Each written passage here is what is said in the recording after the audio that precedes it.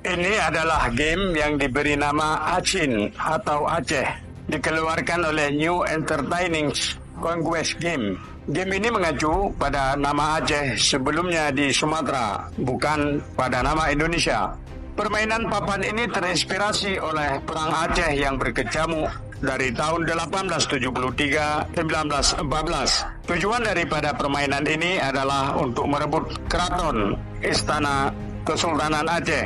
Hal ini menunjukkan betapa sulit dan sedikit realitas berdarah perang kolonial yang merasuki kesadaran penduduk di negeri Belanda. Antara tahun 1914 sampai 1920, game papan ini sangat populer di Belanda. Game ini bukan saja peminatnya bagi orang dewasa dan anak-anak. Para komunitas sejarah di negeri Belanda juga pernah memperkenalkan